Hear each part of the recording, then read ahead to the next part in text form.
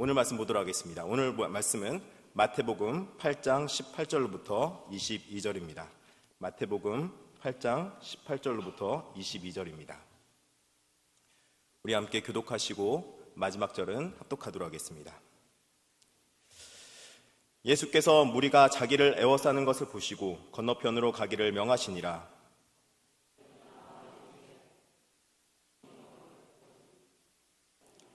예수께서 이르시되 여우도 굴이 있고 공중의 새도 거처가 있으되 인자는 머리를 함께 읽도록 하겠습니다. 예수께서 이르시되 죽은 자들이 그들의 죽은 자들을 장사하게 하고 너는 나를 따르라 하시니라. 아멘.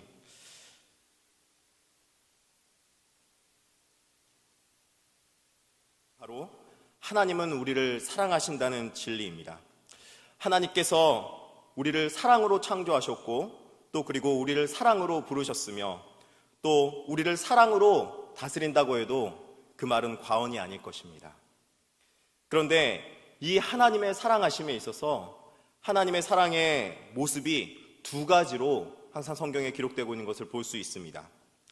첫째는 하나님께서 우리를 사랑하시기 때문에 무조건적으로 조건 없이 베풀어주는 하나님의 무한하신 사랑하심이 있고 또 그리고 둘째는 하나님께서 우리를 사랑하시기 때문에 의의 길로 바른 길로 인도하시기 원하시는 공의의 사랑이 있다는 것입니다. 사랑하는 성도 여러분, 사랑을 해보셨습니까? 진정한 사랑을 해보셨습니까? 진정한 사랑을 해보신 분은 누구나 앞에서 말한 무조건적인 사랑이 무엇인지 잘 알고 있을 것입니다. 누구나 이 사랑에 대해서 공감하는 사랑일 것입니다. 이 사랑을 해본 사람은 그 사람이 어떻든지 그 사람이 어떤 조건이든지 그 사람이 어떤 환경에 있든지 상관하지 않고 그 모습에 상관없이 그 사람을 사랑하는 모습으로 나아갈 것입니다. 그 사람을 사랑하는 데 있어서 조건이 있는 것이 아니라 어떤 이유가 있는 것이 아니라 그 사람의 어떤 조건이 있어서 그런 것이 아니라 그 사람 자체가 그냥 좋아서 원하는 것을 해주고 싶고 더 해주고 싶고 아니 있는 것보다 가지고 있는 것보다 더 많이 베풀고 주고 싶은 사랑이 바로 이런 무조건적인 사랑일 것입니다. 이 무조건적인 사랑을 하나님께서 우리에게 베풀어 주셨는데 이 무조건적인 사랑이 중요한 이유는 하나님의 무한하신 사랑 가운데서 베풀어 주는 사랑이기 때문에 이 사랑을 받은 자들은 하나님의 은혜가 무엇인지 알 수 있는 자들입니다. 하나님의 은혜가 무엇이며 또 그리고 하나님께서 이 사랑을 베풀어서 우리를 어떻게 부르셨는지 아는 사람들일 것입니다. 이 사랑을 받은 사람들이 왜 중요하냐면 이 사랑을 받았기 때문에 자기가 그 사랑을 받음으로 자신도 남들에게 이런 무조건적인 사랑을 베풀어 줄 수 있다는 것입니다. 그 사람이 어떠한 조건이 있어서 그런 것이 아니라 그 사람이 어떤 능력이 있어서 그런 것이 아니라 그 사람이 그냥 존재 자체로 사랑스럽기 때문에 그 사람에게 하나님의 자신의 받았던 무한하신 사랑을 아낌없이 베풀어 줄 수 있는 것이죠. 이런 무조건적인 사랑이 은혜 안에서 베풀어졌을 때 하나님께서 얼마나 기뻐하실까요? 그래서 이 무조건적인 사랑을 받은 사람들이 하나님의 은혜를 베풀 수 있고 많은 사람들에게 나눠줄 수 있는 그런 사람이 된다는 것입니다. 그러므로 사랑하는 성도 여러분, 저는 우리 남영교회가 하나님의 사랑받는 공동체이고 하나님의 사랑을 많이 받는 성도님인 것을 알고 있습니다. 그런데 여러분들이 이 사랑을 받되 이 하나님의 무한하신 무조건적인 사랑을 좀 많이 받았으면 좋겠습니다. 그래서 그 무한하신 무조건적인 사랑을 우리 이웃들과 여러 사람들과 나눌 수 있는 그런 베풀 수 있는 그런 하나님의 사랑이 넘쳐나기를 진심으로 축원드리겠습니다. 반면에 하나님의 사랑은 이런 무조건적인 사랑만 있는 것이 아닙니다. 하나님께서 우리를 사랑하시기 때문에 우리를 너무나도 사랑하셔서 의의 길로 옳은 길로 인도하기 원하는 공의의 사랑이 있다는 것입니다. 상대방을 사랑하기 때문에 지금 현재의 모습도 마음에 들지만 그 모습보다 더 나은 모습을 기대하고 더 성장하기를 원해서 그 사람에게 의도적으로 나아갈 방향으로 이끌어주는 사랑이 바로 이 공의적 사랑이라는 것입니다. 사랑하기 때문에 훈계하고 바른 길로 이끄는 사랑이라는 것입니다. 사랑하기 때문에 의지적으로 그 사람을 이끌고 함께 가자고 이끄는 것입니다. 그런데 이 공의적 사랑이 베푸는 사람 입장에서는 정말 사랑인데 문제는 받는 사람 입장에서가 문제입니다. 받는 사람 입장에서는 이게 베푼 사람 입장에서 사랑으로 베풀었는데 받는 사람 입장에서는 이게 사랑이 아닌 것처럼 느껴질 때가 많아요. 이게 마치 사랑이 아닌 것처럼 사랑 비슷한 것 같긴 한데 이게 뭐지? 이게 사랑이야? 라고 반문하면서 꼭 이렇게까지 사랑해야 되겠어? 라고 여겨질 때가 많은 것이 바로 이 공의의 사랑이라는 것입니다. 그럼에도 불구하고 이 공의의 사랑이 필요하고 공의의 사랑이 왜 중요하냐면 이 공의의 사랑을 통해서 하나님께서 얼마나 의로운 분이신지를 우리에게 깨닫게 해주고 그분이 우리를 바른 권위로 이끌어준다는 것을 알게 된다는 것입니다. 이 공의의 사랑은 때로는 우리에게 고난도 줍니다. 때로는 어려움도 줍니다. 그럼에도 불구하고 이 공의의 사랑을 통해서 우리는 하나님 앞에 하나님이 어떤 분이신걸 더 알아가게 되고 하나님 앞에 좀 더 가까이 나아갈 수 있다는 것입니다. 그러므로 사랑하는 성도 여러분, 혹시 신앙생활 가운데서 꽃길만 기대하고 있었습니까? 오늘은 꽃길만 기대하고 있는 것이 아니라 하나님께서 때로는 꼭 이렇게까지 하나님 꼭 이렇게까지 해야 됩니까? 라고 하는 부분이 있더라도 하나님의 말씀 따라서 그 길로 가다 보면 하나님을 만날 수 있다는 믿음 가지고 나올 수 있는 저와 여러분에게 진심으로 축원드리겠습니다. 이 말씀을 따라가는 것이 우리의 삶에 있어서 하나님의 사랑을 체험하는 길이기 때문에 그렇습니다. 그래서 이 말씀을 따라하는 것을 무엇이냐고 표현하냐면은 신학적인 용어로는 소명이라는 말로 표현합니다. 이 소명은 하나님의 말씀을 듣고 그 말씀 속에서 하나님의 사랑을 깨닫는 자들이 하나님의 사랑에 대한 부르심에 응답하여서 나아가는 것이 바로 이 소명이라는 것입니다. 우리는 이 하나님의 소명의 말씀으로부터 부른 자들입니다. 교회가 바로 이 하나님의 말씀을 받은 소명 공동체이고 말씀 공동체라는 것입니다. 이곳에서 하나님의 무한하신 사랑을 받으며 그 하나님의 사랑에 반응하여 우리가 하나님의 부르심대로 말씀대로 살겠습니다 하고 고백하는 것이 바로 이 하나님의 소명받은 소명 공동체라는 사실입니다. 그래서 이 소명받은 자들은 교회에서 신앙생활하다가 어려움을 만나더라도 때로는 고난을 만날지라도 그 고난 가운데서도 하나님의 사랑이 이곳에 있다라는 믿음의 확신을 가지고 그 어려움과 고난을 오히려 이겨나가면서 그 어려움 가운데서도 하나님의 사랑에 대한 확신을 가지고 하나님 앞에 담대히 걸어나가는 것입니다. 하나님 앞에 믿음으로 나아가는 것이죠. 이렇게 해서 하나님 앞에 말씀대로 살아가게 되고 하나님 앞에 하나님의 은혜 받은 자로 살아가게 되는 것입니다. 아니, 이런 사람들이 오히려 하나님의 사랑을 결국에는 깨달아서 오히려 고난 가운데서도 하나님을 찬송하며 하나님 앞에서 믿음 있는 대로 말씀대로 살아가는 것이 무엇인지 진정으로 보여주는 하나님의 의로우심을 보여주는 사람이 될 수 있다는 것입니다. 우리는 하나님의 소명 공동체입니다.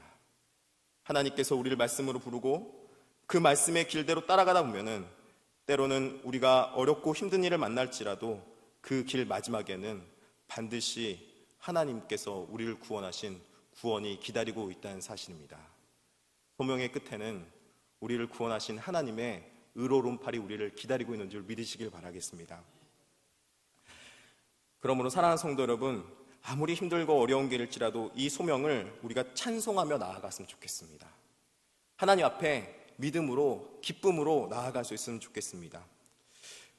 그런데 이 하나님 앞에 이 소명이 무엇인지도 알면서요, 대부분의 사람들이 이 소명대로 살아가기는 정말 쉽지 않은 것 같습니다. 우리 마음 가운데 이 하나님의 소명이 무엇인지도 알면서도 신앙생활을 하는데 꼭 그렇게까지 해야 되나, 꼭 그렇게까지 믿어야 하는가 하는 의문을 품을 때가 굉장히 많이 있습니다. 아니, 조금 지나면은 이런 소명을 받았음에도 불구하고 모르는 척 하고 싶은 것이 우리 마음일지 모르겠습니다. 혹시 그런 자들이 있습니까? 오늘 본문을 통해서 그렇다면 어떻게 하면 이 소명의 길을 잘 따라갈 수 있을지 한번 살펴보면서 우리도 하나님 앞에 믿음으로 소명받은 자로서 하나님을 어떻게 하면 찬송하며 살아갈 수 있을지 한번 살펴보도록 하겠습니다. 오늘 본문에 나온 마태복음 8장은 마태복음 5장에서 7장에 이르는 산상수훈 이후에 나온 말씀입니다. 마태복음 5장서부터 7장은 여러분이 잘 알고 있듯이 하나님께서, 예수 그리스도께서 이 땅에 오셔서 하나님의 나라는 어떤 곳인지를 알려주는 산상수훈의 말씀을 해주신 말씀입니다. 하나님의 나라는 이러이러한 곳이야. 너희들이 아직 가보지 않았지? 하나님의 나라는 정말 이렇게 의롭고 이렇게 완벽하고 이렇게 좋은 곳이야. 예수 그리스도께서 알려주십니다. 그리고 나서 8장서부터는 많은 백성들을 하나님의 나라로 초청하기 시작합니다. 하나님의 백성들을 하나님의 나라로 부르기 시작한다는 것입니다. 8장에서부터 자신의 백성들을 하나님 나라로 부르는데 그 부르는 방법이 너무너무 재밌습니다. 여러 병자들과 또 아픈 자들, 또 그리고 중풍병자든 자를 예수님께서 고쳐주십니다. 치유사역을 하시는 것이죠. 예수님께서 이 사역을 통해서, 이 치유사역을 통해서 보여주는 것은 하나님의 나라가 예수 그리스도를 통해서 이미 시작되었다는 것을 그들에게 알려주는 사건입니다. 그들에게 하나님의 나라가 이미 시작되었기 때문에 너희는 이제 하나님의 나라로 들어와 살아라. 하나님의 백성으로 하나님의 나라에 들어와서 살아라. 그렇게 우리를 불러주시는 것입니다. 마태복음 8장 17절에 이렇게 말씀하고 있죠. 이는 선지자 이사야를 통하여 하신 말씀에 우리의 연약한 것을 친히 담당하시며 병을 짊어지셨도다 함을 이루려 하심이더라. 선지자 이사야가 예언한 고난받는 종의 모습으로 메시아가 이 땅 가운데 오셨고 또 그분께서 하나님의 나라가 시작되는 것을 알린 사역이 바로 이 치유 사역이라는 것입니다. 고침이 일어납니다. 병든 자가 고침을 받고 눈먼 자가 눈을 뜨며 귀머거리가 들리는 역사가 일어나는 것입니다. 이 하나님의 부르심에 부름받은 자들이, 많은 자들이 무리로 예수 그리스도를 따르기 시작했습니다. 그런데 예수님께서는 이 하나님의 나라로 백성들을 막 불러 모은 듯 하다가 갑자기 18절에 이렇게 말씀합니다. 마태복음 8장 18절에 보니까 예수께서 무리가 자기를 에워싸는 것을 보시고 건너편으로 가기를 명하시니라. 참 이상합니다. 예수님께서 분명히 하나님의 백성들을 막 모으시고 있는 모습을 가졌는데 예수님께서 그 많은 수많은 무리들을 두시고 갑자기 반대편으로 건너가겠다, 그렇게 말씀하고 있는 것입니다. 갈릴리 반대편으로 건너가신 겁니다. 그곳은 예수님이 보이지도 않을 거고 많은 사람들이 쫓아갈 수도 없는 곳입니다. 제자들이 어떠했을까요? 제자들의 반응은 좋아했을까요? 예수님이 이렇게 많은 치유 사역을 하고 고치고 많은 사람들이 이 자리에 가운데 나왔습니다. 예수님, 정말 예수님 정말 능력이 있으십니다. 하나님의 나라가 이곳 가운데 임한 것 같습니다. 너무나도 좋습니다. 그렇게 신나하고 기뻐했을 텐데 그때 예수님께서 갑자기 탁 초친 소리를 하시는 거예요. 건너편으로 가자고. 아니, 왜 그랬을까? 아마도 제자들은 갑자기 볼멘스리를 했을 것입니다. 아니, 예수님 왜 그러시지? 지금 여기 잘 되고 있는데, 지금 여기에 하나님의 나라가 이루어지고 있는데, 이렇게 표징들이 많이 나타나고 있는데 예수님께서 왜 그러셨을까요? 예수님께서는 그곳이 하나님 나라가 아니라 예수님이 가시는 곳이 하나님의 나라임을 말씀해주고 싶었던 것입니다. 표적이 나타나서 있는 곳이 하나님의 나라가 아니라 예수님이 부르셔서 예수님이 가는 곳, 예수님이 말씀이 있는 곳이 하나님의 나라이심을 제자들과 모든 무리들에게 말씀해주고 싶었다는 것입니다. 그래서 예수님은 반대편으로 건너가기로 하신 것입니다. 여러분, 소명이 무엇입니까? 소명을 무엇이라고 표현하고 싶습니까? 소명은 표적을 보고 따라가는 것이 아닙니다. 소명은 마치 무엇인가 신기한 기적이 일어나서 그 기적 가운데 막 기적이 일어났으니까 그곳에 막 사람들이 모이는 그곳에 부름받은 것들이 소명이 아니라는 것입니다. 소명은 예수님이 계신 곳, 예수님이 말씀하신 곳, 예수님이 함께 있는 곳에 부름을 받은 것이 바로 소명이라는 것입니다.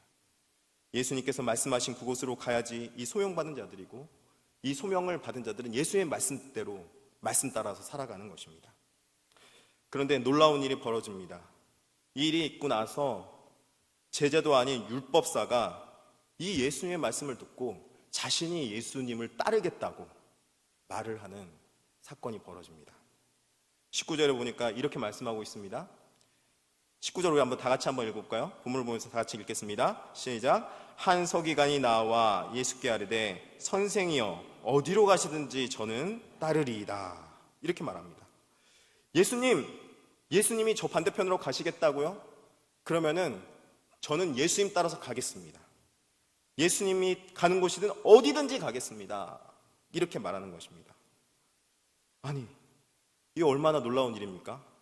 따르겠다는 사람이 어떤 사람인 줄 아십니까? 서기관입니다. 여러분, 서기관이 어떠한 사람입니까?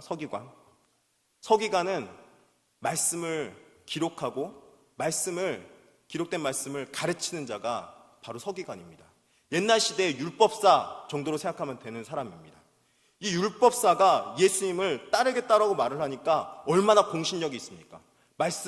구약의 말씀을 그토록 잘 알고 있고 잘 가르치는 사람이고 많은 사람들에게 인지도가 있는 사람인데 그 사람이 따르겠다고 하니까 정말 기분 좋은 일이죠. 예수님께서도 좋아했을 것 같습니다. 근데 우리의 기대와 정반대의 사건이 벌어집니다. 예수님께서는 이 서기관에게 오히려 완곡하게 돌려서 말하듯이 거절한 듯한 말씀을 해주는 걸 볼 수 있습니다. 20절을 한번 다 같이 한번 읽어보겠습니다. 20절입니다. 시작. 예수께서 이르시되 여우도 굴이 있고 공중의 새도 거처가 있으되 인자는 머리 둘 곳이 없다 하시더라. 예수님의 반응은 너무나도 의외였습니다. 예수님의 반응은 우리의 기대와 너무나도 달랐습니다. 잘 돌려서 말했지만 사실상 서기관에게 완곡하게 거절한 것입니다. 나를 따라오고 싶니? 나를 따라오고 싶니? 내가 어떤 사람인지 알려줄까? 나는 여우도 굴이 있고 공중에서도 거처가 있지만 나는 이곳저곳 다니면서 거처가 없는 사람이야. 전도를 위해서 또 내가 전하는 하나님 나라를 위해서 내가 거할 방조차도 없고 내가 거처 삼은 어떠한 집도 없는 그런 사람이야. 이렇게 말씀하시는 겁니다. 이 말을 듣고 서기관이 따랐을까요? 이 말을 듣고 서기관이 어떻게 반응했을까요? 여러분은 어떻게 생각하십니까? 서기관이 따랐을 거라 생각하십니까? 아닐 거라 생각하십니까? 성경에는 따랐다 안 따랐다 말은 없습니다. 그런데 재밌게 따랐다는 말도 없고 안 따랐다는 말도 없는 걸로 봐서 또 뒤에 이 서기관이 함께 했다라는 말도 없는 걸로 봐서 아마도 많은 학자들은 대부분 안 따랐다라고 결론을 짓습니다. 아마도 서기관은 이렇게 생각했을지 모르겠습니다. 내가 예수님 따른다고 했는데 내가 예수님 따르겠다고 말을 했는데 뭐 그렇게까지 말을 한 이유가 뭡니까? 내가 예수님 따라가겠다고 했는데 그렇게 말을 왜 섭섭하게 하십니까? 그렇게 말할지도 모르겠습니다. 그도 그럴 것이 예수께서 머리 둘 곳이 없다고 말하는 그 구절에서 아마도 서기관은 기가 막혔을지 모릅니다. 내가 지금 어떤 사람인데, 내가 지금 받는 인지도가 어떤 인지도인데, 예수님 날 잘 모르는구나. 내가 지금 사회에서 어떤 사람인지도 모르고 사람들에게 내가 어떤 존재인지도 모르고 예수님 나보고 지금 거처할 처소도 없는데 너가 따라올 수 있겠느냐? 그렇게 말을 하는구나. 그렇게 생각했을 것입니다. 이렇게 마음 무거운 소리 할 것도 없는데 그렇게 생각했을지 모르겠습니다. 그런데 너무나도 놀랍게 오히려 그 정반대의 상황이 벌어지는 것이 그 다음 절에 나옵니다. 제자 중에 또 한 사람이 이르되 주여 내가 먼저 가서 내 아버지를 장사하게 허락하옵소서 이렇게 말하면서 제자는 따르겠다라고 말을 하는 것이 아니라 예수님께 주님 저는 제자인데 지금 따르지 못할 상황이 벌어졌습니다. 왜냐하면 제 아버지가 지금 돌아가셨거든요.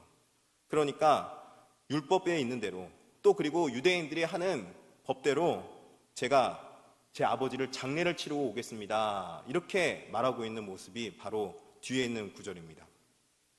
어떻게 보면은 이것은 굉장히 합리적인 말입니다. 못 따라갈 이유가 정확히 있고요. 그리고 정확한 이유가 있고 그들에게 합리적인, 합당한 이유를 대면서 예수님을 못 따르겠습니다 라고 말을 하고 있는 것입니다. 그런데 오히려 이 제자에게 예수님께서 뭐라고 말씀하신 줄 아십니까? 그 다음 절에 예수님께서 이렇게 말씀하십니다. 예수께서 이르시되 죽은 자들이 그들의 죽은 자를 장사하게 하고 너는 나를 따르라. 아니, 예수님 지금 무슨 말 하시는 겁니까? 제 아버지가 돌아가셨다고요. 제 아버지가. 다른 게 아니라 저는 유대인이고 부모를 공경하고 저는 말씀대로 살아가는 사람인데요. 예수님, 저 지금 제 아버지가 돌아가셨다니까요. 그렇게 말을 하고요. 그런데 그때 예수님께서 너는 나를 따르라 이렇게 말하는 겁니다. 기가 막혔을 것입니다. 그런데 예수님의 답변은 단호합니다. 명령입니다. 너는 나를 따르라. 제자가 따랐을까요? 안 따랐을까요, 여러분? 제자가 따랐을까요? 안 따랐을까요? 예. 제자가 따랐다, 안 따랐다 말도 성경에 물론 없습니다. 그런데 이 제자가 따랐다는 말은 없지만 뒷부분 23절에 보니까 배에 오르심에 제자들이 따랐더니 하면서 제자들이 다 따라갔다라고 그렇게 표현하고 있습니다. 이런 걸로 봐서 아마 제자는 따라간 걸로 그렇게 말할 수 있을 것입니다. 지금 제자는 우리가 가지고 있던 통념적인 생각으로는 이해가 되지 않습니다. 오히려 안 따라갈 이유가 더 많이 있고 그렇게 가지 않아야 할 이유가 더 많이 있고 합리적인, 어떻게 보면은 보편적이고 평범한 삶 가운데서는 그게 맞는 말인 것 같은 그런 상황에 있음에도 불구하고 오히려 예수 그리스도를 따라가는 그런 삶을 살아간 것이고 예수 그리스도 앞에 믿음으로 소명의 길을 따라간 것입니다. 예수님을 부르시는 분의 소명 앞에 자신이 반응한 것이죠. 예수님 부르심 앞에 자신이 믿음으로 자신을 내어드린 것이죠. 사실 예수님의 부르심의 소명의 삶은 보편적이고 평범한 것을 따라가는 삶이 아닙니다. 오히려 보편적이고 세상 사람들이 다 그렇게 사는 그러한 삶을 살아가는 것이 아닙니다. 세상 사람들이 다 이렇게 살아가니까 나도 이렇게 살아가면 돼 라는 삶을 살아가는 것이 제자들의 삶은 아니라는 것입니다. 제자들의 삶은 세상에 보편적이고 평범하고 그리고 모든 사람들이 다 그렇게 살아가니까 나도 그렇게 살아야지 하는 그 삶을 벗어나서 오히려 하나님의 말씀대로, 하나님의 말씀이 나를 구원한다, 이 말씀이 나를 부르셨다는 믿음의 확신을 가지고 이 삶을 따라가는 삶이 바로 소명받은 자의 삶이라는 것입니다. 세상 모든 사람들이 다 하듯이 살아가는 삶을 거부하고 예수님께서 말씀하신 그 소명의 삶, 너는 나를 따르라 하는 그 소명의 말씀을 자신의 마음방 가운데 새기고 말씀대로 살아갈 때 이것이 바로 제자의 모습이 되는 것이고 이 삶을 통해서 하나님이 원하시는 소명의 일들이 벌어지게 되는 것입니다. 우리는 보편적으로 대부분 세상 사람 가운데 살아가다 보니까 보편적인 삶이 마치 옳은 것처럼 여길 때가 많이 있습니다. 그렇게 살아가는 것이 나도 옳은 것처럼 여길 때가 많습니다. 그러나 말씀 속에서 하는 말은 보편적인 삶으로 쫓아가는 삶이 아니라 이 땅 가운데서 보통의 삶이 아니라 우리 보고 거룩한 삶을 추구하며 살아라, 그렇게 말씀해주고 있다는 것입니다. 세상과 다른 하나님의 말씀, 하나님께서 우리에게 주신 하나님의 특별한 은혜인 이 말씀대로 살아라, 그렇게 우리에게 인도해주고 있다는 것입니다. 좁은 문으로 가는 자들이 바로 우리 소명받은 자들의 모습이라는 것입니다. 왜냐하면 우리는 세상에 부름받은 자들이 아니라 하나님께 부름받은 자들이고 하나님의 특별한 말씀에 부름받은 자들이기 때문에 그렇습니다. 세상에 없는 하나님의 무한하신 사랑을 경험한 자들은 이 말씀 따라 살아가는 것입니다. 왜 이렇게 제자가 따라갔는지 저는 생각해 보는데 아마도 이 제자는 하나님, 예수 그리스도에 대한 이 무한하신 사랑에 대한 경험이 있는 것 같습니다. 이 무한하신 사랑을 한번 받은 것 같습니다. 이 무한하신 사랑을 받아서 내가 받을 조건이 없는데도 불구하고 이 무한하신 하나님의 사랑을 받아서 내가 하나님 앞에 나에게 어떤 하나님을 따를 조건이나 하나님을 부름받을 이유가 전혀 없음에도 불구하고 하나님을 따라가는 모습이 이 제자 가운데 있었다는 것입니다. 나에게 이 소명받은 것에 대한 조건이 있나 제가 한번 생각해 봤습니다. 내가 하나님 앞에 부름받은 것에 대한, 구원받은 것에 대한 어떤 조건이 있나 제가 한번 생각해 보았습니다. 내가 하나님 앞에 부름받았고 구원받았는데 내가 하나님 앞에 구원받은 이유가 뭐지? 내가 정말 하나님 앞에 구원받은 조건이 무엇일까? 제가 곰곰이 생각해 봤어요. 왜 나였을까? 왜 나를 부르셨을까? 저는 이 대답을 아직도 나에게 찾지 못했습니다. 내가 아무리 내 속 안에서 내 안에 하나님의 부름받을 조건을 찾아봐도 나는 부름받을 조건이나 이유가 전혀 없는 존재라는 것을 깨달을 뿐입니다. 하나님 앞에서 무조건적으로 나를 부르신 것이죠. 아무런 나에게 구원받을 조건이나 이유가 없는 상황인데 나를 부르시고 나를 사랑하기로 작정하신 것입니다. 내가 어떠한 이유나 어떠한 조건에서 구원받은 것이 아니라 하나님이 나를 그냥 무한하신 사랑으로 사랑했기 때문에 내가 부름받은 것이고 이 사랑 안에서 내가 하나님 앞에 택함받았다는 사실입니다. 그래서 이것을 사도 바울은 에베소서에서 1장 4절에서 6절에 이렇게 말씀하고 있습니다. 우리 말씀을 보면서 한번 읽어봤으면 좋겠는데요. 에베소서 1장 4절에서 6절입니다. 우리 한번 다 같이 한번 읽어보겠습니다. 시작. 곧 창세전에 그리스도 안에서 우리를 택하사 우리로 사랑 안에서 그 앞에 거룩하고 흠이 없게 하시려고 그 기쁘신 뜻대로 우리를 예정하사 예수 그리스도로 말미암아 자기의 아들들이 되게 하셨으니 이는 그가 사랑하시는 자 안에서 우리에게 거저주시는 바 그의 은혜의 영광을 찬송하게 하려 것이라. 예수 그리스도 안에서 우리를 택하고 예수 그리스도 안에서 우리를 예정하시고 예수 그리스도로 말미암아 우리를 자기의 아들들이 되게 하셨다, 이렇게 말합니다. 나에게서 조건을 찾는 것이 아니라 예수 그리스도가 우리를 택했기 때문에 내가 하나님 앞에 사랑받을 자격이 있는 것이고 예수 그리스도가 우리를 불렀기 때문에, 예정하셨기 때문에 우리가 사랑받을 존재고 예수 그리스도가 우리를 불렀기 때문에 우리가 하나님의 아들됨의 은혜를 누리고 있다는 것입니다. 나에게 어떤 조건이 있는 것이 아니라, 그래서 예수 그리스도를 따라가면은 예수 그리스도 안에 구원이 있는 것이고 예수 그리스도 안에 예정함이 있는 것이고 예수 그리스도 안에 하나님의 사랑이 있다는 것입니다. 사랑하는 성도 여러분, 우리가 하나님을 따라가려면 어떻게 됩니까? 이 땅에 하나님이 육신으로 오신 예수 그리스도를 쫓아가면은 하나님을 앞에 갈 수 있는 것이고 하나님의 은혜 가운데, 하나님의 사랑 가운데 거할 수 있다는 사실을 여러분 믿으시길 바라겠습니다. 예수 그리스도 안에 있는 것입니다. 예수 그리스도께서 우리를 택하시고 부르시고 예정하셨기 때문에 우리는 나에게 조건을 찾는 것이 아니라 예수 그리스도 안에서 조건을 찾아야 된다고 말씀해주고 있다는 것입니다. 이는 이걸 통해서 하나님은 우리에게 사랑을 베푸시기 위해서 예수 그리스도를 예정하셨구나, 예수 그리스도를 우리에게 보내주셨구나 하는 것들을 깨닫고 예수 그리스도를 따라가는 길이 우리가 생명의 길이요 우리가 살 길이구나 라는 것을 깨달아 하는 것입니다. 제가 제 아내와 사실 결혼을 했습니다. 그렇게 쓰니까 저랑 같이 살고 있겠죠? 그런데 제 아내와 결혼할 때 제 아내가 젊었을 때는 꼭 다짐하고 마음먹은 게 있어요. 절대 신학생하고 결혼하지 않으리라. 절대 신학생하고 결혼하지 않으리라 이렇게 마음먹고 항상 그렇게 했었는데 신학생인 저하고 결혼을 했어요. 왜 신학생, 제가 3학년 때 저하고 결혼했거든요. 왜 나랑 결혼했냐고 제가 물어볼까 하다가 안 물어봤어요. 혹시 실수로 라고 말을 할까봐, 상처받을까봐 그래서 말을 하지 않았어요. 물어보지도 않았어요. 근데 나중에 은연중에 사람들에게 하는 얘기를 들으니까 그냥 어떻게 하다 보니까 아무 조건 없이 그냥 나를 그냥 선택하게 됐다고 그러더라고요. 내가 그냥 좋아서 선택했다라고 말을 하는 거예요. 보니까 아무 조건이 없었던 거예요. 그냥 사랑하니까 나를 선택해 준 거예요. 사랑하니까 나를 그냥 받아주기로 작정한 거예요. 어떻게 보면은 자기의 기준에 못 미쳤던 신학생인데도 불구하고 나를 사랑하기로 한 거죠. 예수 그리스도 통해서 우리를 하나님의 사랑을 받으면 이와 같이 우리는 무조건적인 하나님의 은혜와 사랑 가운데 거할 수 있는 사실을 여러분 믿으시길 바라겠습니다. 하나님의 사랑은 바로 이런 것입니다.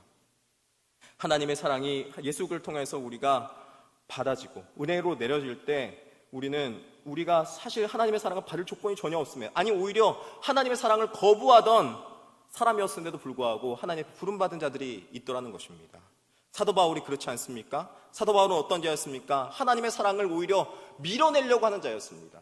오히려 사도 바울은 자신이 비방자요, 박해자요, 폭행자였다고 말하는 사람이 사도 바울 아니었습니까? 근데 사도 바울이 하나님의 은혜를 찬송하고 있는 자다. 이는 그가 사랑하신 자 안에서 우리에게 거저주시는 바 그의 은혜의 영광을 찬송하게 하려는 것이라 라는 말로써 자신이 하나님 앞에 하나님의 사랑으로 나는 부름받은 자로서 난 찬송하며 살아갈 거야 라고 말하면서 이런 고백을 하고 있는 거 아니겠습니까? 감사의 고백이 있는 것이 아니겠습니까? 사랑하는 성도 여러분, 우리는 이런 무조건적인 사랑을 받은 존재로서 살아가고 있는 것입니다. 그런데 이 사랑을 받은 자들이 우리임에도 불구하고 그 하나님의 사랑을 받은 모습이 우리 가운데 있는지 다시 한번 좀 살펴봐야 될 것 같습니다. 이 하나님의 사랑을 받은 자로서 우리는 하나님 그 부르심 앞에, 그 부르심에 응답하며 살아가고 있는가? 오늘날 조국교회는 이런 무조건적인 사랑을 너무나도 많이 받은 교회가 우리 조국교회가 아닌가 생각해 봅니다. 우리나라 실제 45년간의 무참히 압제를 당하고 6.25 가운데 처참하게 무너졌던 국가가 바로 우리 대한민국이었습니다. 그런데 지금 이 정도로 이렇게 되기까지 얼마나 많은 은혜와 사랑을 받아왔습니까? 또 그리고 우리는 얼마나 또 하나님 앞에 편하게 신앙생활을 하고 있습니까? 이것은 사실 우리가 이루는 것은 전혀 아닙니다. 왜냐하면 우리의 앞대 선조들이, 우리의 앞전에 있던 목사님들, 또 앞전에 신앙의 선배들이 우리에게 거저 받았으니까 거저 준 거예요. 일제치하에서 순교도 당하고 고문도 받으면서 포기하지 않고 신앙을 위해서 1.4.5 때 원래 대한예수교 장로교 합동 측은 평양에 있었거든요. 신학교가. 그 평양에 있던 신학교에 있던 목사님들이 평양에서 대북운동을 일으켰는데 6.25 있기 전에 38선이 그어져서 이제 남북이 갈라져서 못 내려오니까 6.25가 발발돼서 그 6.25 때문에 오히려 1.4.5 때 목사님들이 내려와서 회를 다시 내려와서 아무것도 갖고 있지 않아서 이 성경 하나씩 들고 복음을 전하기 시작해서 이 땅 가운데 지금 남한의 많은 곳에 교회가 세워지고 우리 신앙의 선배들이 그렇게 하나님 앞에 받은 은혜를 무한으로 베풀어 주었기 때문에 이렇게 우리가 신앙의 유산을 받고 살아가는 것 아니겠습니까? 저도 그 가운데 한 명이라는 것입니다. 그런데 생각하면 생각할수록 내가 하나님 앞에 정말 소명으로 반응하고 있는가? 하나님의 부르심 앞에 내가 예수 그리스도 따라가고 있는가 생각해 보면은 그렇지 않을 때가 너무나도 많이 있는 것 같습니다. 하나님의 사랑에 우리를 무엇인지 알면서도 그 소명 앞에 반응하지 않고 있는 나의 모습을 보면서 너무나도 부끄러웠던 제 자신을 바라보게 됩니다. 사랑하는 성도 여러분, 우리는 하나님 앞에 이 무한한 사랑을 받은 자로서 하나님 앞에 반응하며 살아가야 된다는 것입니다. 그렇다면은 이 소명받은 자의 삶의 모습을 어떻게 하면 살아갈 수 있을까 보니까 이 서기관과 제자의 차이를 보면 좀 알 수 있을 것 같습니다. 19절에 보니까 이 서기관과 제자의 차이를 너무나도 잘 나타내주는 단어가 보입니다. 19절에 보면은 한 서기관이 나와 예수께 이르되 선생이여 그러면서 예수님을 부를 때 예수님을 선생님 이렇게 부릅니다. 그런데 제자는 오히려 예수님을 어떻게 부르냐면은 제자는 예수님을 주여 이렇게 말합니다. 21절에 이렇게 말하고 있죠. 제자 중에 또 한 사람이 이르되 주여. 이 차이가 무엇인지 봤더니 서기관은 예수님을 따르지 못했고 제자는 따랐는데 이 차이는 예수님을 따르는 제자는 예수님을 주님이라고 생각하면서 따를 수 있었다는 것입니다. 주님이시기 때문에 따를 수 있다는 거예요. 선생님의 말씀은 듣기는 듣습니다. 듣고 따라야 됩니다. 그런데 그 말씀을 우리는 죽기까지 따르지는 않습니다. 그런데 주님의 말씀은 다릅니다. 주님의 말씀은 메시아의 말씀이기 때문에 그 말씀을 따를 때는요, 그냥 선생님의 말씀으로, 좋은 말씀으로 그냥 한번 따라 보면 좋은 말씀이지 하면서 따르는 건 말씀이 아니라는 거예요. 그 말씀은요, 생명의 말씀이고 길이요 진리요 빛이요 이 길로 가야지 구원의 길이 있기 때문에 여기 이 길을 갈 때는요, 목숨 걸고 가는 거예요. 이 길을 갈 때는요, 내 모든 것 다 걸고 가는 거예요. 그래서 이 길을 주님의 길, 메시아의 길이라고 표현하는 것입니다. 우리는 이 소명을 받은 자입니다. 말씀을 듣고 그 말씀대로 살아가기 위해서 우리는 모든 것 다 보고 가는 것입니다. 그런데 때로는 우리가 죽기까지 말씀대로 따랐는데 정말 죽을 것 같은 상황에 있었는데 정말 죽습니까?